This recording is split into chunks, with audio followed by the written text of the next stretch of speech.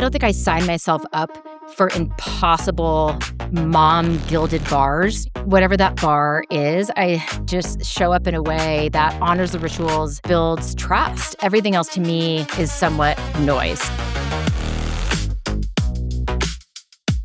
Hey everyone, welcome to another episode of No Definition. I'm Amanda Malco, a busy executive and working mom on a mission to figure out how to have it all and help women everywhere do the same. Each episode, I sit down with some of the most successful and inspiring women out there and invite them to share their stories and advice on how to make it all work. And this week, our guest is Alison Lange Engel. I'm a technology executive and a full-time working mom and have been for almost 17 years. I'm a mom to two daughters, one who's 17, one who is 15, coming up soon. I'm a wife. I'm a daughter to my dad, who I'm incredibly close to. He's turning 90 this summer. I am a sister, and I'm also a dog lover and dog parent to a 100-pound Rhodesian Ridgeback. We live in Denver, Colorado. We've lived here for 5 years. I spent most of my life and career in the San Francisco Bay Area, New York, and then a stint in Los Angeles. Okay, now I want to gush on Alison a bit. Alison was one of my first bosses out of college and has remained an inspiration and incredible mentor in my life. We worked together at a very early stage startup where Alison was in charge of marketing. Eventually, we sold the company successfully to Microsoft, and Alison stayed on. Later, she went to a little startup called LinkedIn, where she rose to become VP of Global Marketing. From there, she went on to become CMO of Stripe, now the most valuable fintech company in the world. After Stripe, she became a venture capitalist at the investment firm Greycroft, and later CEO at the technology company Seros. Throughout all of her incredible career, Alison has remained true to her values and close with her tight-knit family, while also serving as a mentor to many. So when I started the podcast, I knew I wanted to bring Alison on to share some of her wisdom with us. So I want to jump right in and talk about your early experiences with working motherhood.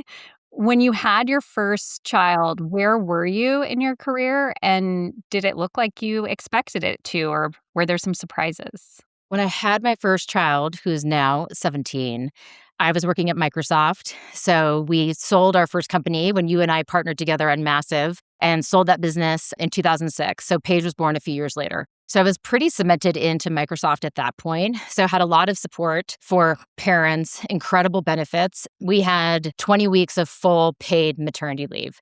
You were logged off and you could really indulge in that time. So that was really a gift. And this was technology at a different time. I think the pace and pressure people feel now is quite different than people felt at that point in time. So that was a very stable, nurturing place to have your first child. I will honestly say, coming back from maternity leave, even though I did have 5 months, I think I read emails 4 or 5 times. I think I forgot all of my grammar. I mean, I was barely functioning as a professional. So that was a big in-the-face moment of like, wow, just coming back, the re-entry of it. And then thinking through, of course, the next question is, how do you manage childcare and then reorient your entire life around this little human and then the team? That was my first kind of scaled leadership role at about a 20-person team. So now taking care of 20 people, this massive company trying to do really innovative things. We were building the media business at the time. So we were competing against a little upstart called Facebook, and then Google was starting to scale. So there was so many different dynamics at play. But I did have the comfort of a very stable, significant company that did have a lot of scaffolding for folks who were trying to navigate different things. And so maybe one of the surprises, it sounds like, was how hard it was just to reboot your brain and Yes. the working pace when you came back. Yeah, just thinking through, like really restructuring your day from kind of 7 in the morning to 7 at night. How do you manage that company, the team, the expectations? For most people, depending on your role, you're also navigating work travel.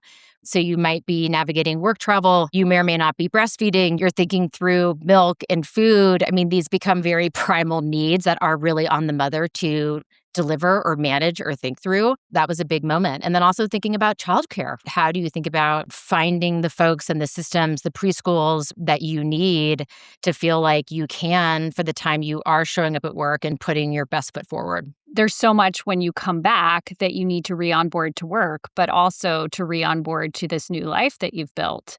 I think a lot of women, myself included, underestimate what the re-onboarding to your new life with both work and a child will look like, because it will be brand new. And now you're far into the journey of parenthood.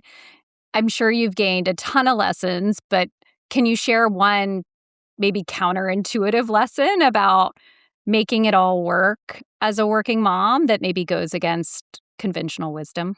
Yeah, I think one really critical lesson, and there's now science that supports this, is that trying to be the multitasking hero for most people is not the right path. I think there's data now that shows that the rapid fire context switching that multitasking requires is actually bad for you. It's like you have too many balls in the air, you have too much friction in your brain. But there's also data that shows that I think women are stronger at multitasking than men. So it can be a default position for women to say, I've got it. Let me just chuck all of these 30-pound medicine balls into the air, and I'm just going to juggle them all at the same time. I certainly have made that mistake. And you can feel you are getting all of the things done. But I think at some point you find that you're doing a fraction of all of the things and you are frying yourself on that journey while you're trying to be a multitasking hero. And I think women in particular, we don't give ourselves enough permission to pause and really reassess. Sometimes your stakeholders, your family, your friends, your managers, the executives that run your company might not want to hear a hard no. You have to deliver the hard no, but oftentimes it's just a not now, and here's why. That's like an important aspect that women in particular, I think, don't give themselves permission to do. And it takes that moment to step back when there's points in your life, when there's a searing moment or a new demand or something that's quite critical. But it's a moment in time. We can think that that moment in time is going to be forever. So then you get stuck. You think that loop is impossible. And the response to the loop is just to keep going. And often I find that the response is to pause and assess kind of your next steps to tackle that loop. I think we all want to be planners. I'm a planner. But there's times when you can't keep scenario planning. You just need to solve the scenario in front of you. Why do you think women try to multitask and hero our way through the to-do list? It's such a good question. For women, you're trying to play a lot of roles. You are trying to be, depending on where you are in your career, you're trying to show up and be the best professional you can be. You're trying to have this very high trust, high unconditional love home environment. Depending on how many children you have, you're very invested, obviously, in every part of their day. You're a daughter, you're a partner. If you have siblings, like the list goes on and on. Now more than ever, also because of social media and everyone living through the superficial lens of what you see other women or moms doing, I think we just put so much extra pressure on ourselves to perfect every single one of those roles. You have to give yourself so much more permission and grace to define for yourself, where am I in these different roles? And how are you thinking about the effort and what's most meaningful to you? Women just take a lot on. I think there are many things that are meaningful to moms and to women. I'm not a psychologist between men and women, but I don't know if men, frankly, at times carry the same breadth of things that they add to their backpack or add to their stress. It's just different. There are this notion of being the super mom, this notion of, I think we judge ourselves. We're so self-critical. And I think there are those times when you need to observe those behaviors in yourself and have partners and friends and advisors who help you pull yourself out of that cycle. We're wired to also be a caretaker and take care of everyone all the time. And as you keep stacking accountability and responsibility, that's where you get to this unhealthy place for a lot of women, where it's just too much. Then the self-criticism comes in that you're not doing enough, like it becomes a vicious spiral. That's a danger zone for most of us. One thing is true. There's a finite amount of time we have every single day. And so where are you spending that time? I talk, so much in my life and with my husband and our family and my teams just about intention. What are you intentionally setting out to accomplish and revisiting that intention? And I think people have an unlimited ceiling when you apply your effort to some distinct intentions. But if your attention and intention are so distributed across so many different types of areas, it's just a natural thing to feel that that impact is diluted. And then when things feel diluted, you're probably not anywhere close to an A in your mind. And that's where that negativity or overwhelm or self-criticism or self-doubt comes into play. And so being highly intentional as much as you can. And again, you have to create space to name that intention and decide what's important. But then I think you can weave together the intentions in your life that are most important and find this integration of them that can work for you. I like that intention and attention and making sure you're being very conscious and how you set both of those. And obviously, they should work together.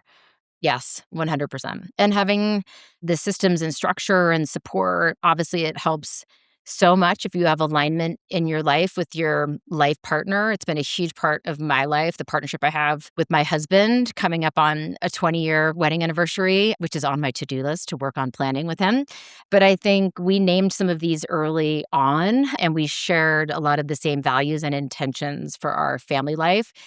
And that helps a lot, like trying to find places where you have that alignment and having your partner or friends, other folks help you reinforce that, I think is a critical part of it. Women can fall into the trap of being a solo show, the solopreneur, and just saying yes and just, yep, I've got it. Don't worry about it. I'm just going to do it. And that's not the answer. Like you need to have a shared accountability for the things you're trying to do. I love that. And I love that you brought up your spouse because one of the best ways to not be a multitasker is to ensure that you have lots of help. And so things can happen without having to be the person doing it all. So, how has your support system evolved over the years? And what was the role of dividing and conquering with your husband as part of that? The true north of relationships and a family to me is creating an environment of high trust. So if there's high trust in your relationships that matter most to you, then you can start to think about everyone participating in what it means to build trust. You also have to trust other people if you're going to pull all of these things off. You have to create a way to find a support system and be, again, naming the intention. So to make it really concrete, when I first joined LinkedIn, I was 8 months pregnant. That's kind of another story. But I took the role, I was 8.5 months pregnant. People thought I was nuts because I was leaving my 20-week Microsoft maternity leave behind. But I did it, jumped in. It was one of the best decisions I've made. So then I have a newborn and a 2-year-old and a really demanding pre-IPO company. We need a preschool. Like we have a list of things that we need. And for some preschools, they might have a morning program. We wanted our kids to go to school early. We thought it would be good for them, the independence, the structure, community, all of those things. We were in San Francisco at the time. And preschools often had morning 2-year-old programs that were from 9 to 12. And we're like, what are we going to do with the morning preschool program? Okay, so take those off the list. They seemed lovely. They were nurturing. They had pretty rugs. Like they were these ideal 2-year-old settings. We're like 9 to 12. We need 10 hours of childcare. Ditch that list, right? Let's create a new list. And we found preschools that had full-time care. That's where we went. And that was an exceptional experience. And that community was really special. And our kids were there. They had a snack lunch. They learned to take a nap in a foreign setting. They were there till 4 or 5 o'clock at night. Some of those kids are still their friends, and now they're late teenagers. So you have to kind of reassess the constraints. That was like one example of like, yep, we need a school structure that looks like this. And that's a non-negotiable. Then as my kids were a little bit older, so kind of 3rd, 4th grade, 5th grade, they start to really get into activities. And guess what? Most of those activities start between 3:30 and 4:30 in the afternoon, which is a very hard time for almost any working parent. So I was at Stripe at the time. The first CMO was a really demanding job, incredible job, like this, once in a generation company that I was so proud to be a part of. Martin was a full-time investor. We're like, how do we get our kids at 3 in the afternoon? And so again, it's kind of like being a startup or a business owner. I have this problem to solve. I have this constraint to solve. How am I going to go solve it? We went to our network. We went to friends and neighbors. We were living in Marin at the time. We had long commutes to San Francisco, all sorts of high hurdles. And we found this incredible woman. She was an administrator at a school. So she had school hours, which was amazing. And she was willing to pick up our kids from school and take them to their soccer practice, which was a huge part of their life. Now they aspire to be college athletes.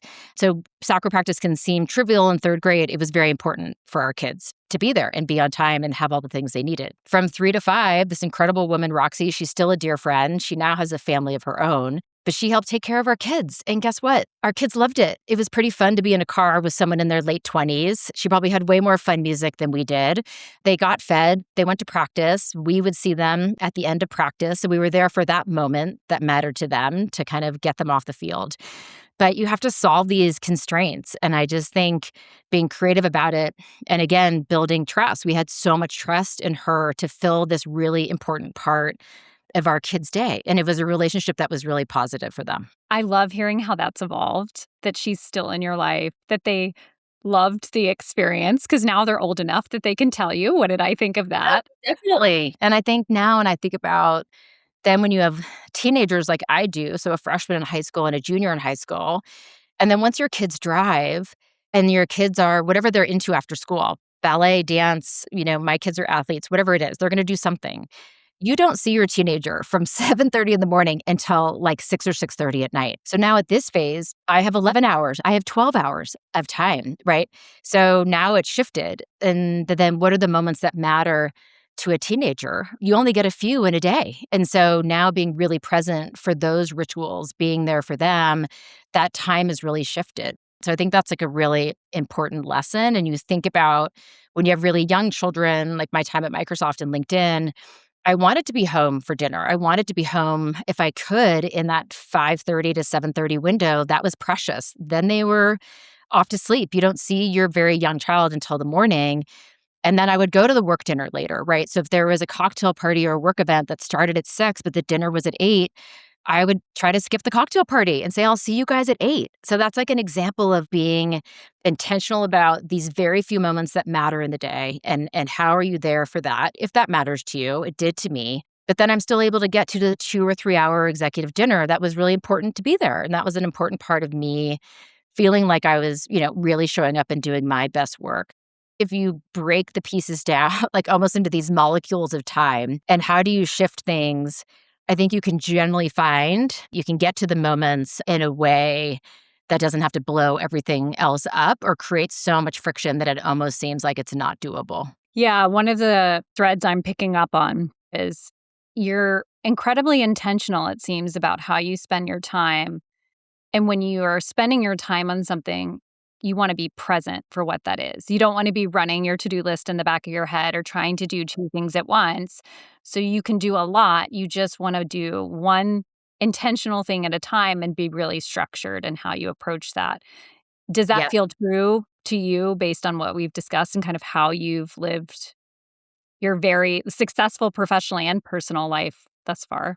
It is. As I reflect back now on it, another way to think about this, and I don't think I thought about this, 15 years ago when we started a family, is think about the rituals. When you think about your everyday life, parenthood, motherhood are generally just a collection of ordinary moments. We're all kind of doing ordinary things at the end of the day. And what are those ordinary moments that you want to be really engaged in, that you want to be in? Yeah, you're not taking a call, you're not scheduling over, you're not 15 minutes late for. Because if you're 15 minutes late for it, you're probably going to miss it. So to make it really tangible is that morning breakfast, right? Which matters a lot to my girls who are athletes. Like I grew up with cereal on a counter and my dad like yelling at the newspaper. And my mom did so many amazing things. I didn't have a hot breakfast and that's fine. But my kids like a hot breakfast. That's something that Martin is into too. So yeah, we're in there making breakfast. And now again with teenagers, I really focus on trying to have a family dinner. That was really important to me. And there are times when my weeks are out of balance and I say I'm not going to miss more than 1 or 2 family dinners. I want to be home in that window and I'm going to push things out around that window to be home for that hour, half an hour with my teenagers. Then from 8 to 10, they're busy. They don't need you. I don't do their homework. They have homework to do. They have things to do. And then bedtime is a ritual. Bedtime is actually a really interesting ritual from newborn all the way through, I think, till your kids leave your house. And I sit with my kids. They will kill me if they hear this podcast. I'm in bed with my kids, my 2 girls. And like, guess what? That's when I kind of get the real meat of the story. I figure out what's going on. I know what's happening. What's the story with prom? Who said what? How are they feeling? What's their reflection? So I sit with them and that's 10 o'clock at night. And so people are like, Alison, to be efficient, you have to get up at 4 in the morning. And I guess I don't want to get up at 4 in the morning if I'm still with my teenagers in bed at 10 at night. So that 10 at night moment is important to me. Our kids say goodnight to us. I love this concept of rituals. Really important. I have never thought of it. If it's just dinner, it's dinner. But if it's a ritual that you share with your family, it's not missable. That's the expectation for them too, that this is special. 100%. And it goes back to there's so much discussion of having it all. How do women do all these things? You need to define your all. And for me, some of these rituals are in my all. And you may not get to them 100% of the time. But when I miss a ritual, I notice and my family notices it. Do your kids know your rituals? Like if you said to them, hey, what are our rituals? You think they would be able to share? What are the moments when we all come together? Oh, definitely. Yes. Yeah. We are very much family dinner. We try to really be together as a family. I mean, it's almost 7 days a week, 6, 7 days a week. We are pretty much together for dinner. And that is obviously very contested time as a working parent, especially if you have a commute and maybe you're wrapping up your Slack and email and everything by 5-ish, but then not everyone is that close to home. And so that was a harder thing to protect at LinkedIn. And that's why the workplace culture is so important to understand what is the rhythm of that culture and can I fit it with some of these rhythms, and rituals that matter. That team at LinkedIn, we were largely all kind of mid-late 30s. So we were all kind of with young children. And so we all understood this 5 p.m. to 7 p.m. window. We generally could all be in that rhythm together, which was a real blessing. In other companies, you're sprinting. Stripe was not that, as young of a culture with young children. And so, yeah, I was sprinting and sliding into my dinner seat at 6:30, right? I wasn't really there at 5 or 5:30, but we did try to protect them. In your life, when the demands of work and family collided, and I know we've talked before this podcast, so I know you've had many, but maybe tell me about one and how you had to make a really clear and intentional choice about what you could give and what you needed in that moment. It's almost like a searing binary situation that confronts you. I actually find a lot of clarity in those situations because it's just like a must do demand. And then you have to think about, okay, then how am I going to redo my structures to make this work? So this was early in my LinkedIn career. We were already a public company. We were humming and scaling and building, but it was a hyper scaling sort of role. I mean, one of the most proud moments and journeys I've had in my career. And I get a call. My mom has lymphoma. She's diagnosed with cancer. She had gone through some treatments. They were not rigorous enough. And now we needed to have a much more intentional effort to find specialists to help her on this journey. She was in her late 70s at the time. That specialist was at Stanford. Stanford's over an hour from where my parents lived. It was over an hour from where I lived. So I'm thinking through this triangle of how to get my parents to see a new specialist and know that I needed to play a role kind of on the front end of her care. My dad's brilliant. He's still alive. He's amazing. Obviously, this was very hard for him to process. I needed to come in and play, back to roles, a significant role in that, which meant there were going to be periods of time when I was going to be spending an entire day or a huge chunk of a day offline, completely offline, not reachable for anything of any kind. And that sounds crazy. It's like, well, Alison, why is that such a big deal? But when you're in these types of leadership roles, missing days, missing 4 to 6 hours, as crazy as it sounds, it can feel like a lot. There's a lot that can happen in one day in a company like that, or it can feel like that. And again, this goes back to women projecting on ourselves this weight of the world of like, I have to be here at this moment in time, when you have to be like, no, I need to be somewhere else. So I went to the leaders, the company, the stakeholders that I worked with, and just was really clear with them. And this was the time I was going to need. This is how I was going to flex it. This is how my team, who is amazing, can more than, step up and complete different, parts of the strategy and the tactics. And it was great and it was fine. And I think you have to lead with that confidence and conviction. And every human understands that moment when you come with that totally unbridled conviction of like, this is what I have to do. Size it, time bound it. It's for this period of time. And this is really important to me. Obviously, if it helps, if you've been connected to folks, you've built trust internally to do that. But I think that was just a really important moment for our family. The brilliant Doctors at Stanford supported my mom. She was in remission, had an, incredible run after that, which was kind of amazing to go through what she went through. But I was so supported through, the incredible culture we had at LinkedIn and the team who understood what it meant when you come forward with something like that. I love that you're all in, and I love that you apply that very intentionally to whatever it is that you need to be all in on at that moment. One of the things that I'm reflecting on is it was very clear for you because you were already clear on your values. Any tips or advice, and how did you do that quite successfully, I think, throughout your career? It's such a deep, huge topic. I think it's fundamental to women or working parents, anyone's career success. And the hardest thing about this is it can be somewhat mysterious or unknown, right? Until you fully get there. So I'm not saying there's a bulletproof plan here to do this, but I think one, it starts with knowing yourself, like knowing your values, knowing and trusting yourself, trusting your intuition, trusting what's right for you. And just because you can get the job doesn't mean it's the right job. I haven't always lived by that, but I think knowing your intuition, knowing yourself, and then knowing the energy you have and where is that energy best matched. When coming out of business school, like many hardworking, ambitious business schoolers, I was an investment banker for 2 years at Goldman Sachs. It was an incredible experience. I'm so glad I did it. But the construct of 24/7 kind of client service in that role, right, which is an amazing role, very high privilege in learning, advising the world's CEOs, is pretty much nonstop.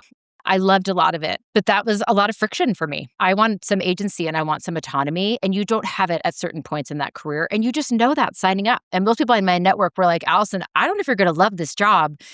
You like agency, you like impact. And I'm like, I know, I'm just going to do it. And I did it. And I'm so glad I did. Right. And people that have thrived there have accepted those constraints. When I was interviewing, one really salient moment for me about trusting your intuition was when I was interviewing at LinkedIn, 8.5 months pregnant. My OBGYN thought I was nuts. Martin took the day off of work and drove with me to Mountain View, which was over an hour away, to sign my papers and show my passport. Because my OB was like, you're going to be 60 miles from the hospital, which was in San Francisco. Like, I don't love this plan. I'm like, well, I kind of need to go do this plan. So Martin's going to come with me and we're just going to do it and sign the papers in the parking lot and then I'll come back. That whole interview process in my full, finest maternity wear I could put together, I loved it. And I wasn't, frankly, as prepared for that process as most things as I like to be, but I was so authentic and I was very clear on who I was, the marketer I was, what I was striving to be. I left those interviews and was up at night, right, thinking about it. It starts with trusting yourself and trusting your intuition, and being rigorous about the cultures, the types of people, right, that really is going to reinforce your values or at least not be in tremendous conflict with them. I'm imagining 8.5 months pregnant, Allison in the parking lot signing her LinkedIn employment agreement and having the confidence and conviction to know that, like, this is the time, this is the right decision. And one of the things I'm picking up on, which I feel I have learned very late in life, is the feeling of trust. Yes. And so I love that you said when I walked out of there, it just felt right. The energy of that conversation felt like I could be my authentic self. And it felt like the place that I was excited to be. I think so many times, especially as a working mom, reflecting on my own choices, and maybe others can relate to this, I would be like, well, what is the working day? What is the working rhythm? What are the practicalities of travel and the expectations? Sometimes it's just the feeling of, do I want to be here? And that actually says everything. And we often, as women, I think, can push down the feeling and focus on the facts. And I think one of the superpowers of many, if not most women, is we have a lot of intuition and feeling. And there's so much wisdom in that. And so imagining you trusting that feeling, and I'm sure there were lots of great facts too, but you have to have a pretty good feeling and intuition to take that kind of leap pretty close to your maternity, which is awesome because it obviously worked out beautifully. There's something really valuable about understanding your own energy and then what depletes your energy. And not every role is going to be filling your cup every day. That's not realistic. You're going to have this push pull between adding energy and depleting your energy. But when you add a ton of hours and commitments, personally and professionally, and you start to dip way into the depletion side, can you find and hold a bar for yourself in our own decisions where finding the balance between adding energy and depleting energy tips more to the adding energy side? If you have a sliding scale, then you're replenishing, and the effort and the work is more nourishing. It can be exceptionally nourishing and it can be exceptionally depleting. But in your everyday life, it tips more in the nourishing side than the depleting side.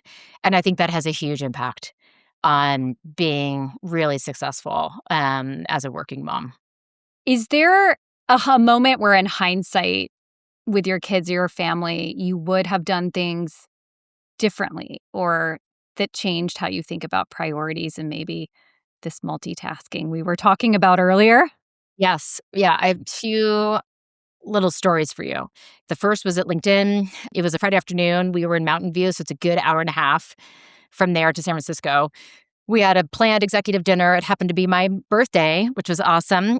So we were in this big conference room. It was supposed to be a dinner afterwards. And per usual, all these meetings went long. Everything took forever.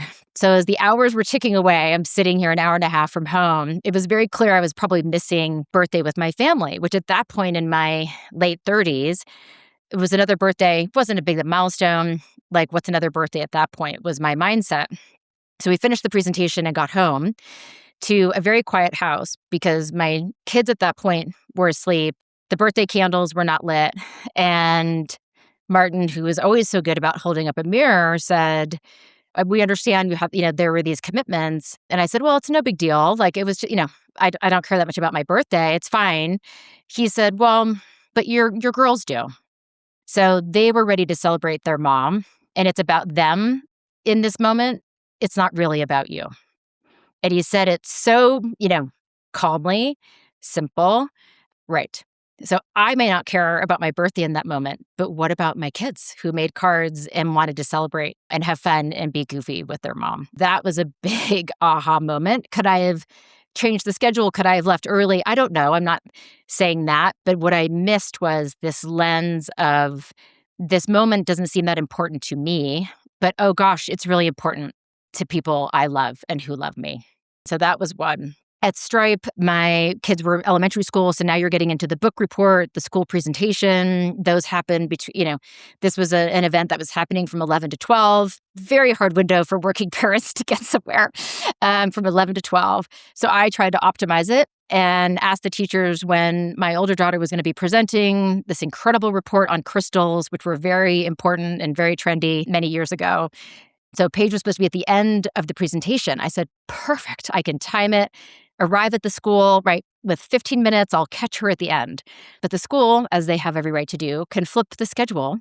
So Paige is now presenting, she's finishing her presentation as I'm walking in the room. So I see the very end of it. And that was just a really powerful moment of like, really, Alison, you didn't have 1 hour.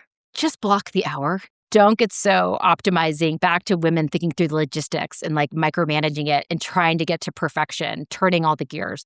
Just block the hour, because if you're there for the hour, you won't miss it.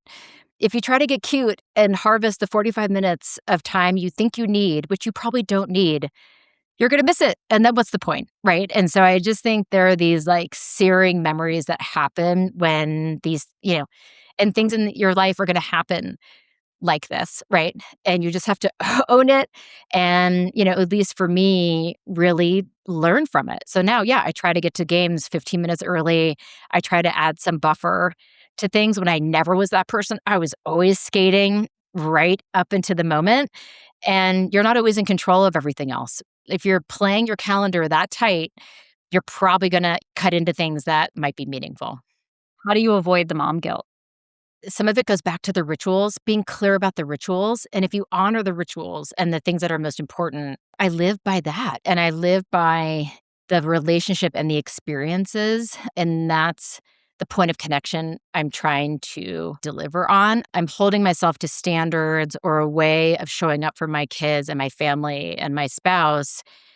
There are things I like doing and they're doable for me. No, I'm not the mom that does I'm not going to like sew the Halloween costume. Like my mom did that for me. I can't do that. I would take me 5 years. I'd miss all the Halloweens. So I don't think I sign myself up for impossible mom gilded bars. You know what I mean? Like whatever that bar is, I just show up in a way that honors the rituals, builds trust. Everything else to me is somewhat noise. And if there are demands of me that I just can't meet, the 11 a.m. event, I will try to be at all of them. But there are times when I just told my girls, I'm not going to do the library hour at 11. Are you guys okay with that? I don't think this is that high value or that interesting. And they'd be like, hem and haw for a minute. Well, the other moms are there.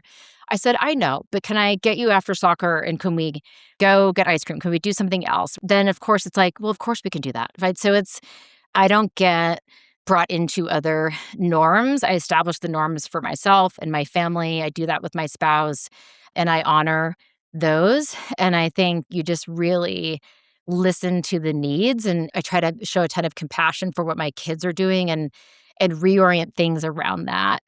But I don't get caught up in other trappings or other bars or cut the crust off of sandwiches. I'm sorry, I just don't do it. I'm not going to hand weave something. It's just not happening. And that's fine. I don't set that bar for myself. Our life is made up of these generally ordinary moments. You don't make them bigger than they are. Don't add more pressure than they are. You don't need to have the perfect soliloquy or coaching moment. Just be there and be human and pause and listen. And I think that can take you really far. Thank you, Alison. This was an excellent conversation. I always leave our conversation so inspired. I certainly did today, and I appreciate you taking all of the time and sharing your insights with us. Thanks, Amanda. It was awesome to be here, and I hope the show has incredible success. Thank you. You'll find a recap from this show on nodefinition.com, and be sure to subscribe to get notified when we air new episodes. One plug, if you're listening on Apple Podcasts, please leave us a rating and review. It helps us get the word out and helps more people find us. And if you were inspired by anything you heard today, please send this episode to someone in your life who could benefit. And remember, there's no one way to define a successful life. The best we can do is continue to define it for ourselves. All right, everyone, until next time, this is Amanda Malco with No Definition.